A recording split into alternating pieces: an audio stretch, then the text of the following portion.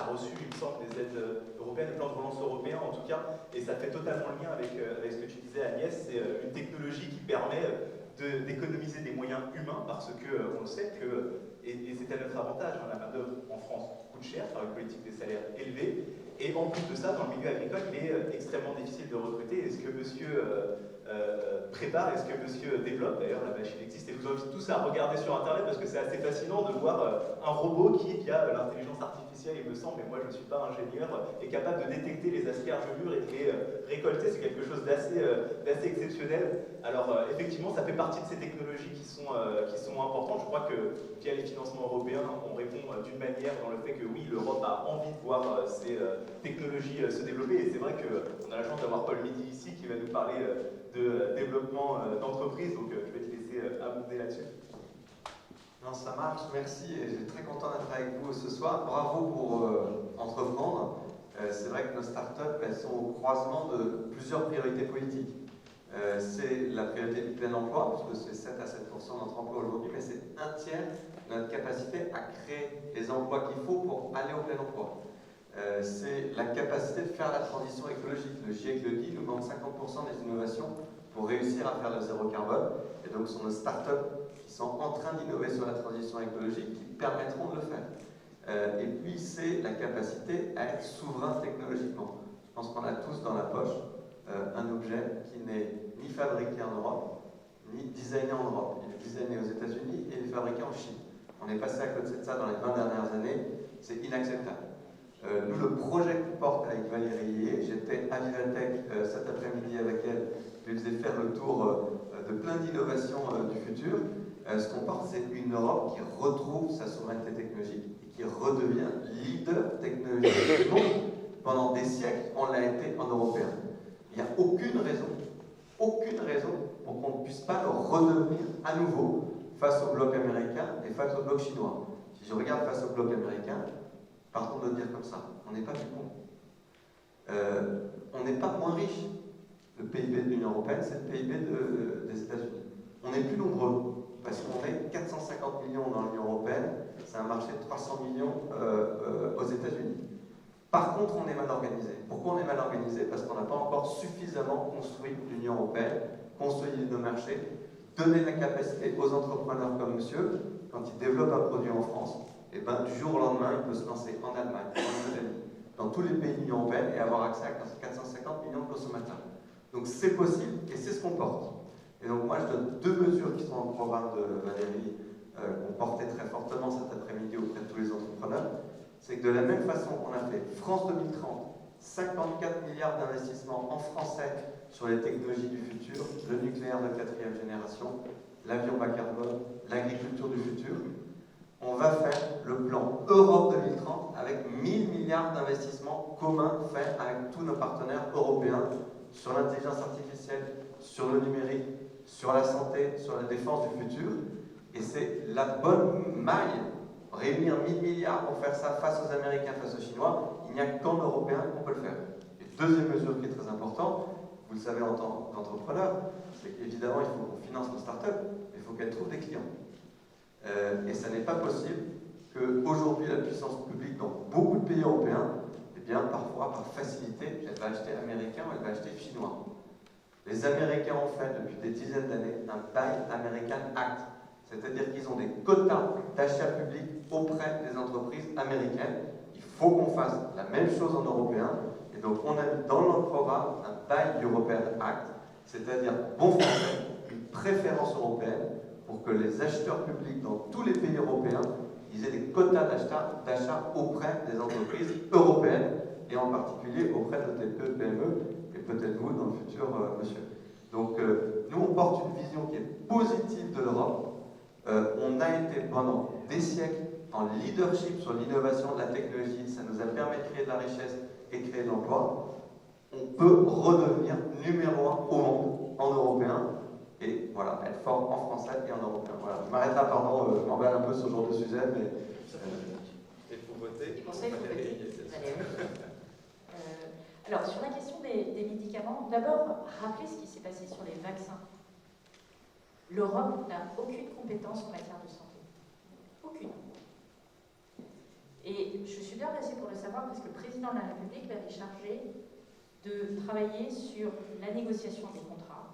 Et au début, l'histoire se joue à 4 pays. Il y a l'Allemagne, il y a les Pays-Bas, il y a l'Italie, il y a la France. Et ces 4 pays discutent et s'apprêtent à signer un accord avec AstraZeneca. Et la France suspend 24 heures la signature de l'accord en disant qu'il est hors de question de faire ça dans le dos de la Commission européenne. Nous voulons négocier avec les 26 autres. C'est-à-dire pas tellement le négocier avec les 26 autres, mais proposer à la Commission européenne d'être le partenaire en face d'AstraZeneca et de faire en sorte d'organiser la distribution des vaccins et la production à 27 et pas à 4. Et ça a un peu tendu les relations, en particulier avec mon collègue Spahn, qui était à l'époque ministre de la Santé. Néanmoins, nous avons tenu et nous avons fait la chose. Nous avons remis l'Union européenne au sein de cette discussion. Alors, il y a eu beaucoup de critiques sur ça. Pourtant, si on ne l'avait pas fait, il y aurait eu 2 choses. La première chose, c'est qu'on n'aurait pas été capable de mettre en place les lignes de production parce qu'on a eu besoin d'Espagne, parce qu'on a eu besoin de la Belgique, parce que vous savez, quand vous faites un vaccin, vous commencez par savoir quel est le plus gros site, qui a la cuve la plus grosse, et ça ne se construit pas en 2 mois, donc forcément vous allez prendre une installation existante, celui qui a la plus grande capacité de faire la formulation, celui qui a la plus grande capacité de produire le petit bidule ARN qui est mis avec le reste de la formule.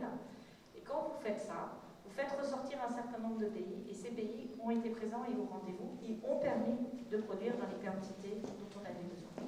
La deuxième chose, vous avez dû constater, c'est qu'on fait des paris quand on fait des vaccins. On avait un vaccin allemand, BioNTech, on avait un vaccin britannique, AstraZeneca, à l'origine.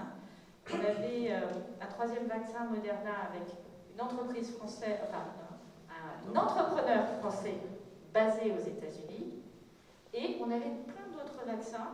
Et dans la course du petit cheval, ben, il n'y en a que 3 qui sont arrivés au bout et un qui a montré qu'il était un peu plus rapide, mais un peu moins efficace en formulation. Et le français, si, il a sorti son vaccin, il faut le reconnaître, mais franchement, 6 mois après tous les autres, et donc ça n'avait plus grand intérêt. Ce que je veux dire par là, c'est que si on n'avait pas agi en Europe 1, on n'aurait pas mis en 12 mois les capacités de production pour fournir tous les Européens. Et donc c'était le deuxième problème, c'était de créer une sorte de désalignement entre certains pays, la Belgique qui est dehors, les Pays-Bas qui sont dedans, des risques de marché noir, des risques de tension maximale, et c'était un risque, de mon point de vue, et évidemment du président de la République, de faire exploser l'Europe. Et ça, nous ne l'avons pas fait. Ce que ça a montré aussi, c'est que quand on alignait les pays européens, on allait beaucoup plus vite. Quand on a démarré, moi j'ai démarré en mars 2020, tous les experts me disaient, en temps normal c'est 10 ans, en mettant la démultipliée, on va bien, si on trouve, ça va bien prendre 24 à 36 mois. Vous imaginez, 24 à 36 mois. On a mis 9 mois. Donc là aussi, dire que la France, l'Europe est une force, vous en avez une démonstration, mais très palpable, avec d'autres pays qui ne passaient pas les choses. Je rappelle qu'à l'époque, les États-Unis avaient mis le Defense Protection Act, qui traitait les petites capsules, les petites fioles, tout ce qui était les composants sans grande valeur ajoutée des vaccins, mais qui sont absolument nécessaires pour en produire beaucoup de doses, sous l'égide de biens de défense, et qu'il fallait une autorisation d'exportation pour qu'ils sortent du pays des États-Unis. Et sur certains composants, on ne les avait pas. Et c'est Thierry Breton qui est allé négocier la sortie et l'obtention de ces accords. Imaginez la France taper au carreau et dire on aimerait bien avoir 150 millions de capsules aluminium, de flacons spéciaux pour mettre les vaccins dedans, etc. Bien sûr que c'est en européen qu'on a vu ça. Bien sûr qu'on a pu échanger parfois certains principes actifs contre d'autres composants de ces vaccins. Et là aussi, personne ne peut imaginer une minute que la France est plus forte si elle va négocier toute seule face aux États-Unis et face à la Chine. Pour revenir à votre question sur le prix du médicament, D'abord, les pénuries, il y en a malheureusement aussi beaucoup en Europe. Et c'est aussi lié au cycle d'innovation qui fait qu'un certain nombre d'entreprises qui produisent dans le monde et en Europe abandonnent des produits à faible valeur ajoutée, qui existent dans notre pharmacopée depuis des années, qui sont parfois utilisés dans des maladies très, très utiles, mais comme les capacités aujourd'hui sont le point, je dirais, dimensionnant de la production pharmaceutique et qu'énormément d'innovation arrive aussi sur le marché, assez naturellement, elles se repositionnent là où il y a de la valeur à aller chercher. Et donc, on voit disparaître des médicaments qui fonctionnent très bien, mais simplement, ce n'est pas très intéressant de les produire. Ça, c'est un premier élément qui n'est pas négligeable et qui appelle donc une politique publique et peut-être une politique de fabrication. Alors, je n'ai pas en tête, à l'époque où je m'occupais de ça, j'avais en tête exactement les noms des molécules et les maladies auxquelles ça répondait. Mais il y a des choses qui sont tombées dans le domaine public depuis 50 ans. Ce n'est pas des médicaments très compliqués, mais c'est quand même très efficace sur certaines maladies. On les a pris, on est dans les antibiotiques. Et on les a, mais pas que. Moi, j'étais en. Il y a des maladies pour certaines maladies. Et puis, vous avez tout le sujet des maladies orphelines où, en gros, les corps ne sont pas suffisamment nombreuses pour facilement monétiser, entre guillemets, le médicament. Et donc, vous avez déjà ces deux premiers biais. Le troisième biais, c'est celui de la négociation. Les Français, comme souvent, sont les plus durs en négociation. Et le prix des Français sert souvent de référence à d'autres pays. Ce qui fait qu'il y a aussi le prix visible et le prix moins visible. Et donc, il y a un petit peu ce jeu d'acteurs. Donc, ça n'aurait pas forcément comme conséquence immédiate d'augmenter de 20 à 30% le prix du médicament français. Mais oui, il faudrait probablement le payer plus cher.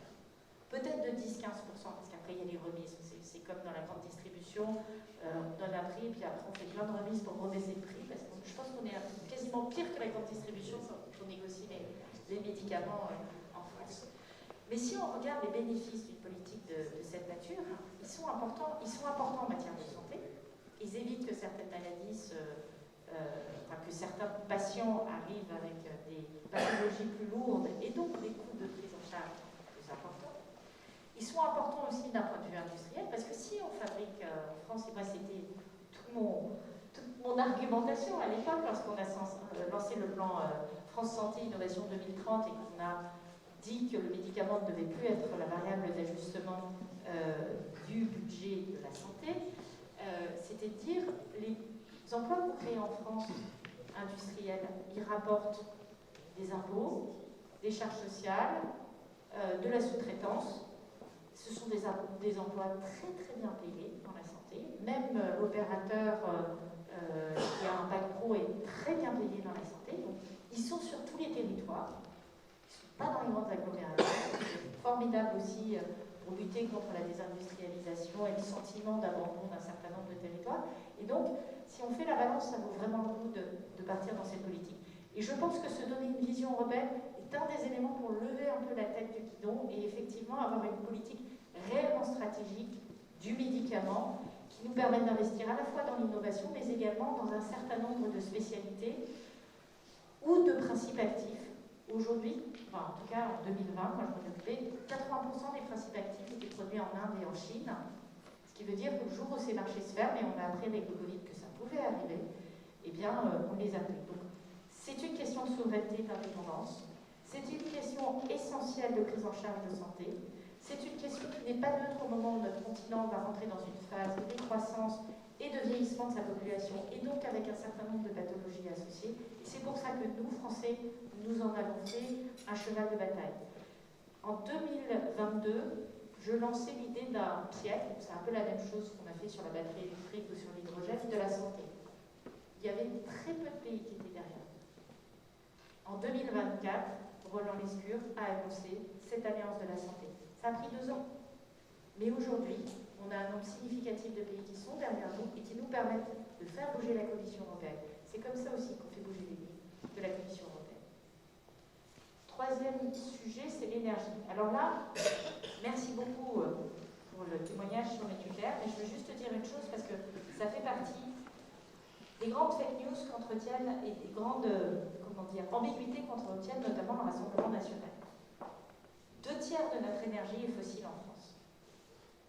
2/3 de notre énergie. Et oui, on a la meilleure électricité, la plus décarbonée, mais nous avons encore 2 tiers de notre énergie qui est fossile. Et c'est pour ça que nous n'avons pas le meilleur bilan énergétique européen. Parce que tant qu'on ne sera pas sorti du gaz et du pétrole, eh bien on aura une empreinte environnementale qui sera importante. Alors on a une meilleure empreinte environnementale que nos copains allemands, quand même de reconnaître, on en est fiers, mais nous avons dans notre mix énergétique encore, alors c'est plus de tiers, c'est 60%, encore 60% de gaz et de pétrole pour nous déplacer, pour chauffer nos maisons et pour nos processus industriels. Et c'est pour ça qu'il y a ce travail d'aller faire plus de renouvelables, plus de nucléaire et plus de sobriété et d'efficacité énergétique, et que cette vision, nous l'avons maintenant partagée avec les Européens, et que c'est très important de l'avoir partagée avec les Européens, parce que là aussi, il y a un enjeu d'indépendance. Tous ceux qui vous disent que l'électrique, c'est terrible, je reviens sur la voiture, on va perdre en souveraineté, en industrie, etc., oublient juste une chose, c'est que le pétrole, on en importe 99%. À chaque soubresaut au Moyen-Orient, nous sommes tous très inquiets, nous regardons le prix à la pompe. Nous savons tous que ça a un impact sur notre pouvoir d'achat. Nous savons tous que ça peut faire dérailler notre économie, notre industrie. Donc, ceux qui nous disent qu'il ne faut pas construire une souveraineté sur ce sujet-là sont des menteurs. Parce que c'est notre plus grande vulnérabilité. On l'a bien vu avec la guerre en Ukraine. Quand on est dépendant du gaz à 40% comme l'était en moyenne l'Europe, à 17% comme l'était la France, eh bien les prix s'envolent, même ceux de l'électricité, et c'est là où on voit les limites de ce type de politique. Super, on continue.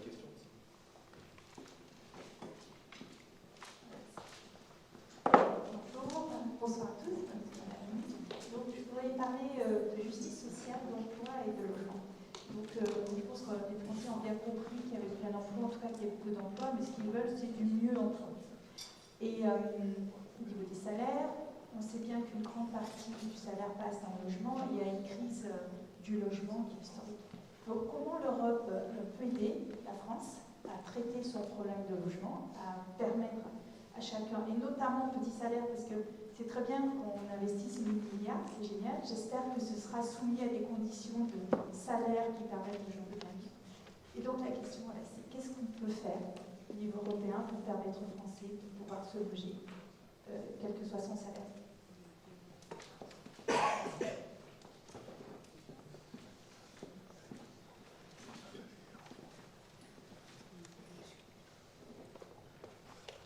Bonsoir, c'est Jean-Marc Anthony de Coty.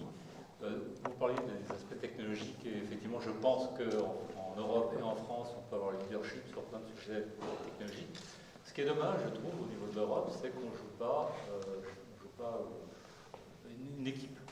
Moi je travaille beaucoup sur le Rafale, je pense que tout le monde est d'accord que c'est le meilleur avion au monde et aujourd'hui malheureusement il faut constater que le Rafale se vend uniquement chez nos ennemis indiens, qui sont les amis de Poutine. Donc aujourd'hui, quand on a besoin d'aller aider l'Ukraine, on se rend compte que nous sommes entièrement équipés de F-16 américains et que tous les Européens qui achètent des avions vont acheter des avions américains. Donc c'est bien de prendre de la technologie, d'avoir un leadership, mais il faudrait qu'au niveau de l'Europe, on soit capable quand même, au niveau des politiques européennes, d'arriver à convaincre nos amis européens qu'il faudrait peut-être acheter ce qu'on fabrique en Europe et ce qui est le meilleur en plus. Et le meilleur au monde. Oui, bonjour. Moi, je voudrais revenir à l'agriculture. S'il y a peu d'agriculteurs, il n'y aura pas d'agriculture. Donc, on nous dit que beaucoup vont partir, si vous voulez, et quand ils partent, les fermes se démantèlent. Alors, moi, j'avais pensé une solution, créer une office, un peu exemple d'office d'HLM, c'est-à-dire un porteur du foncier, si vous voulez, qu'on louerait. On l'aurait clé en main à des agriculteurs qui pourraient démarrer rapidement leur production. En plus, moi je viens de la Corrèze et c'est une zone de piémont et chaque ferme touche environ 30 ou 40 000 € de subvention. Donc voilà une de mes propositions. Je commence par le sujet défense. Un chiffre pour synthétiser ce que vous avez dit. 78% des dépenses militaires des pays européens sont faites hors Europe, et essentiellement auprès des États-Unis. Sur l'Europe de défense, il y a deux sujets. Il y a le sujet de est-ce qu'on en veut une? Et le deuxième sujet, si on en veut une, est-ce qu'on la construit bien ensemble? Ça, c'est la vision qu'on porte avec le président de la République depuis 7 ans. Il y a 7 ans, on nous prenait un petit peu pour des doux naïfs sur ce genre de sujet. Et effectivement, comme tu l'as dit, les crises nous rattrapant, notamment la crise en Ukraine, la majorité maintenant de nos partenaires européens, et c'est un changement de paradigme majeur, viennent sur la vision qu'on porte. C'est-à-dire qu'au fur et à mesure des années, ils se sont dit oui, oui, vous avez raison, il faut qu'on fasse une défense européenne, mais on ne va pas le dire. Et maintenant, ils en sont à oui, il faut faire une défense européenne, et on va le dire. Il y a une compréhension avec l'étau entre la Chine qui soutient la Russie qui envahit l'Ukraine et les États-Unis qui vont, je le crains, malheureusement en novembre réélire Donald Trump qui a dénoncé les accords de défense de l'OTAN. On se rend compte qu'on rentre dans un monde où il faut qu'on sache se défendre en européen. Et donc, la vision qu'on porte depuis au moins 7 ans avec le président de la République de créer une défense européenne, elle gagne vraiment du terrain, c'est une idée qui est en train de gagner. Et honnêtement, on n'était pas nombreux à donner cher de cette idée, des capacités à avancer sur ce sujet il y a 7 ans. Ça, c'est le premier point. Après, le deuxième point, c'est qu'il faut qu'on arrive à construire une défense européenne entre nous. Parce que si c'est pour continuer à acheter 80% du matériel aux États-Unis, non seulement on n'est pas souverain, mais ça ne va pas nous aider sur le point de vue économique. La bonne nouvelle, c'est que quand on pousse le sujet que vous mentionnez, dire préférence européenne, en particulier dans les sujets de défense, et qu'on se dit qu'il faut que les pays européens, sur le sujet de défense, mais sur tous les autres sujets, qui sont donc des acheteurs publics, achètent à au moins tant de pourcents auprès de pays européens, c'est une façon de retrouver et de réacheter auprès des pays européens. Comme on est évidemment de très loin la première industrie de défense, ça a en plus un impact très positif pour les Français. Mais il faut comprendre le changement de paradigme que c'est, parce que la majorité de nos partenaires européens, ils sont dans la stratégie qui est la leur depuis en fait la fin de la Seconde Guerre mondiale, de dire oulala, la défense, je ne sais pas faire, j'ai pas envie de la payer, je vais laisser faire les Américains. Sauf que quand on fait ça, on ne peut pas être numéro 1 au monde. Quand on se donne l'ambition d'être le premier continent au monde, il faut qu'on soit souverain en défense. Et en plus, généralement, la meilleure partie de l'innovation, elle est faite par la défense. Parce que c'est le besoin le premier. Si je n'ai pas la meilleure intelligence artificielle qui va diriger les drones français et européens, le jour où on aura des drones chinois et russes qui viendront en Europe, dirigés par des intelligences artificielles, si leur intelligence artificielle est plus performante que la nôtre, on est mort. Donc le changement de paradigme qui est, on sort de cette espèce, pardon de dire sweet spot de nous, l'armée, les dépenses de défense, on laisse ça aux États-Unis, on est en train d'en sortir.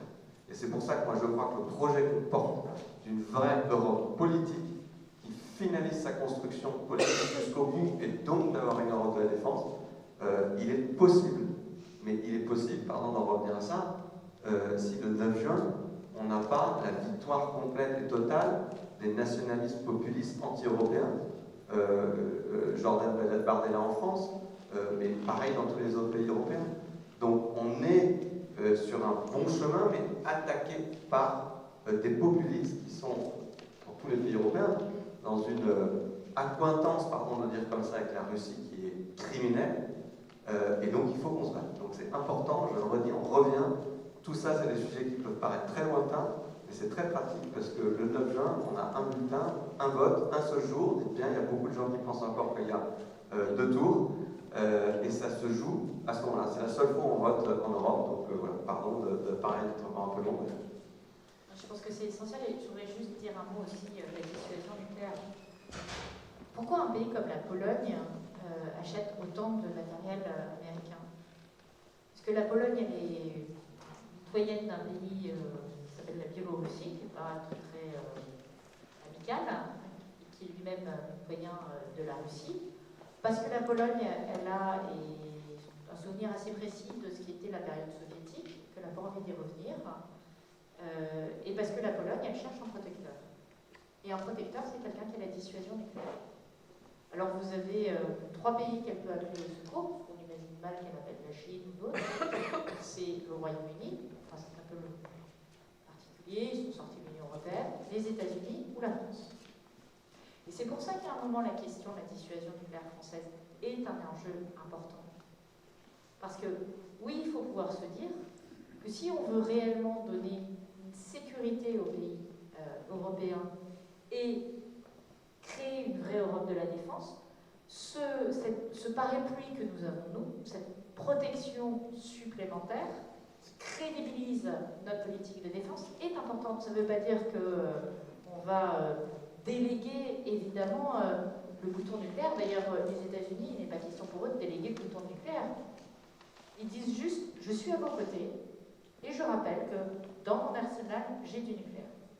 Et donc, cette question de la dissuasion nucléaire, elle est aussi importante pour sécuriser ces pays, parce que comment, évidemment, les États-Unis gagnent les contrats, et parfois, comment les États-Unis gagnent les contrats sur d'autres sujets. Moi, je l'ai vu faire sur le nucléaire, hein, ceux qui ont travaillé chez EDF, je pense qu'ils vont abonder, c'est qu'on se dit, ah oui, mais vous n'allez pas acheter une centrale nucléaire à des Français. N'oubliez pas tout ce que vous nous devez sur la défense. Ce serait mieux d'acheter donc, ces sujets-là, il faut en être conscient. Il y a du donnant-donnant. Et si on veut aller vraiment jusqu'au bout de l'Europe et vraiment jusqu'au bout de cette logique où on est fort ensemble, il faut effectivement accepter de regarder les yeux grands ouverts le sujet de la défense. Et sincèrement, la perspective possible de l'élection de Trump, je pense, est un accélérateur de lucidité. Sur le sujet de la justice sociale, de l'emploi et du logement. Quand je vous entends, j'entends un besoin d'Europe. Et ce n'est pas une facilité de langage. Vous êtes plusieurs à aborder des compétences qui aujourd'hui ne sont pas confiées à l'Europe. Et pourtant, il y a un besoin qui se manifeste, parce que quand on connaît certains sujets, on voit bien qu'on irait probablement un peu plus vite et un peu plus fort si on agissait collectivement.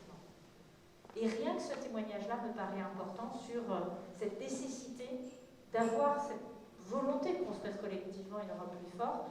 Et elle montre bien que lorsqu'on confie des compétences, qu'on dit qu'on va aller vers la majorité qualifiée plutôt que de rester sur l'unanimité, c'est en fait parce qu'on sait que ça va nous apporter plus que ça va nous coûter. Alors oui, la majorité qualifiée, ça nous sort de nos positions de confort. Et je peux vous dire que quand un intérêt est profondément ancré dans un pays, dans la négociation européenne, on sait en prendre compte, parce qu'on sait que si on fait une mauvaise manière à un pays une fois, la fois suivante, il ne jouera pas avec vous. Donc, c'est ça tout celle de la négociation en Europe. Pour revenir aux questions que vous posez, il y a deux, il y a deux types de politiques qui répondent au fond avec trois types de politiques. La première politique, c'est celle de la réindustrialisation. La meilleure façon de donner du pouvoir d'achat aux gens, c'est de leur donner des jobs qui payent bien. Et l'industrie paye bien. Et ce sujet-là, il est essentiel. Dans l'industrie, il n'est pas rare d'avoir des salaires qui sont à 2 fois le SMIC. Je pense que ça résoudrait beaucoup de sujets de logement et beaucoup de sujets de mobilité. Le deuxième élément de réponse, c'est sur les politiques d'emploi.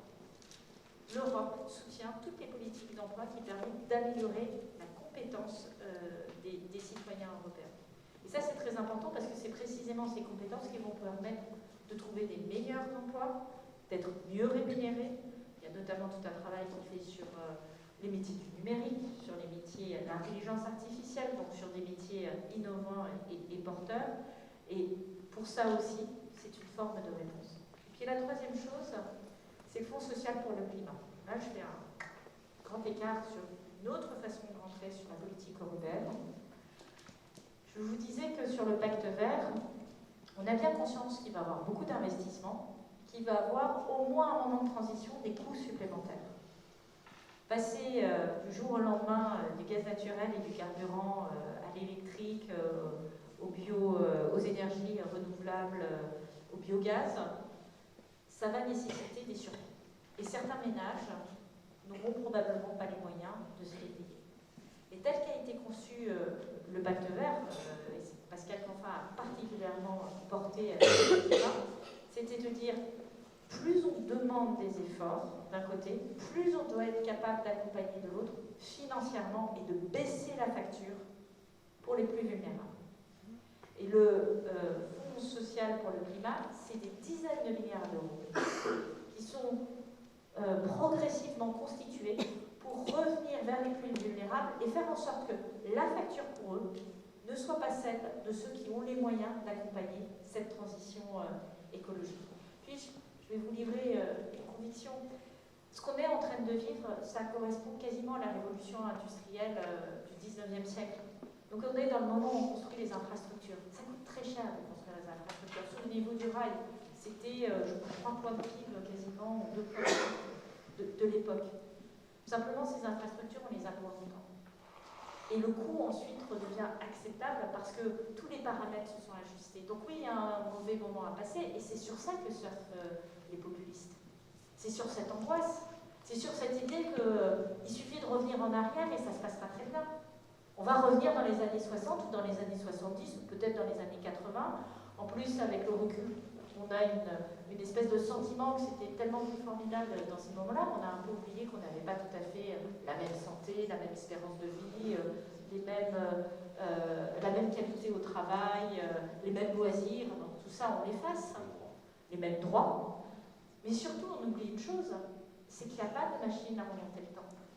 Le dérèglement climatique qui nous impose cette transition est en avance, est en marche avant. Et l'inaction a un coût formidable pour les économies et un coût social énorme. Moins vous agissez, plus les personnes les plus vulnérables vont devoir payer, vont se retrouver en difficulté. Regardez tout simplement le retrait de côte, les inondations. Dans mon territoire du Pas-de-Calais, vous avez des gens à qui on a dit « Écoutez, madame, le dérèglement climatique, on doit bien vous l'avouer, ça veut dire que votre maison ne vaut plus rien. Ça veut dire que vous n'allez plus pouvoir l'habiter. Parce que demain, la mer sera à la place de votre maison. Ou parce que demain, les inondations répétées fera que vous aurez une inondation par an et que vous ne pourrez plus vous assurer et que ce sera vraiment déraisonnable de continuer à vivre dans votre maison. Alors comme on est des gens bien, on vous propose un fonds, on va racheter votre maison et on va vous reloger. Et les gens vous disent, mais je ne veux pas. Ça fait 30 ans que je vis dans cette maison, je ne veux pas partir. Et cette situation individuelle de personnes sur notre territoire, au fond, elle est assez exemplaire de ce que vivent les gens. Bien sûr qu'on a peur du changement et qu'on voit bien qu'il se passe quelque chose et que c'est très angoissant. Et évidemment, soit on s'empare du sujet et on essaye de trouver des solutions. Et on fait aussi des erreurs en essayant de trouver des solutions parce qu'on est parfois maladroit, parce qu'on ne prend pas toujours les bons dispositifs, mais on ajuste. On l'a montré sur la politique agricole commune qu'on était peut-être allé trop loin dans la réglementation du vivant. Réglementer le vivant en période de climatique, c'est compliqué. Dire au 15 mars, toutes les haies doivent être bien taillées parce que c'est comme ça que ça se passe, la nidification elle commence le 16 mars. Bien sûr que ça n'existe pas dans la vraie vie. Mais inversement, ne pas faire cet effort, c'est mettre les plus vulnérables. Et je le dis parce que moi j'ai une colère très forte contre le Rassemblement national. Le Rassemblement national est le parti anti-peuple. Le Rassemblement national abandonnera le peuple et les plus vulnérables. Et ça aussi, nous devons le porter, et nous avons, je pense, tous les arguments pour les démontrer.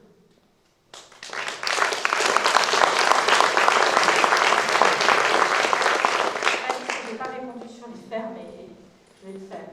Vous faites des propositions, donc déjà c'est très bien, et vous avez raison de parler du foncier, parce que c'est un sujet qui est absolument essentiel, qui est discuté d'ailleurs en ce moment par mon collègue Marc Fesneau. Je pense que là, il doit être au travail, peut-être là, il est à la pause, mais à 21h30, il reprend, sur la loi d'orientation agricole. C'est comment on transmet des exploitations qui coûtent plusieurs centaines de milliers d'euros. Vous avez 25 ans, vous commencez par faire un gros prêt pour racheter l'exploitation, et ensuite, on vous dit, ah, il faut investir parce qu'il faut penser à différents chemins économiques, de nouvelles machines, etc. Et là, vous vous dites, est-ce que tout ça est raisonnable? Alors, je vais d'abord vous rassurer en vous disant que la surface agricole utile n'a pas diminué en France depuis 2010. Ce qui veut dire que, oui, nous avons moins d'agriculteurs, mais non, nous n'avons pas moins d'agriculture. Mais vous l'avez compris, la résultante de ça, c'est que ça se concentre. Et que ça ne pourra pas aller... à un moment, c'est pas un système qui est fonctionne. On ne peut pas se permettre d'avoir trop peu d'agriculteurs. Et c'est pour ça d'ailleurs, je crois que ça a été voté hier, je ne veux pas dire de bêtises, que dans la loi d'orientation agricole, on se fixe comme objectif d'avoir 400 000 exploitations et 500 000 agriculteurs. Et c'est un défi énorme, et dans les réponses à ce défi, il y a toutes les mesures pour faciliter la transmission. Le portage du foncier, on a fait des propositions, elles n'ont pas forcément été bien accueillies parce qu'on a parlé de financiarisation du foncier. Je pense que le portage du foncier, c'est important parce que ça peut être une façon de trouver une alternative au banquier qui a un peu peur de mettre beaucoup d'argent sur la tête d'un seul exploitant. Et puis, c'est tout le travail que nous pouvons mener aussi au niveau européen sur la prochaine politique agricole commune. On a peut-être poussé un peu trop le curseur sur l'aide à l'hectare et pas suffisamment sur l'aide à l'exploitation ou l'aide aux travailleurs, au nombre de travailleurs. On voit bien que ce réglage pourrait permettre justement de faciliter l'installation d'agriculteurs sur des exploitations qui ne seraient pas nécessairement obligés de s'élargir, de s'agrandir pour pouvoir trouver des modèles économiques. Donc ça fait partie des réponses, mais merci pour votre proposition parce qu'elle fait partie des options, je pense, qui sont à Je pense aussi aux gens qui veulent venir de la ville ou des Hollandais qui veulent venir chez nous, si vous voulez, et ça faciliterait la diversité de leur installation. En tout cas, ce qui est clair, c'est qu'aujourd'hui, beaucoup plus d'agriculteurs ne vont pas venir du monde de l'agriculture, Oui, voilà. et donc ça oblige à élargir la manière d'accueillir de nouveaux agriculteurs, alors, soit qu'ils viennent d'autres pays, soit qu'ils viennent d'autres environnements, on va dire, professionnels. On a pas mal de conversions. D'ailleurs, c'est très intéressant parce que ça apporte des regards nouveaux sur notre agriculture.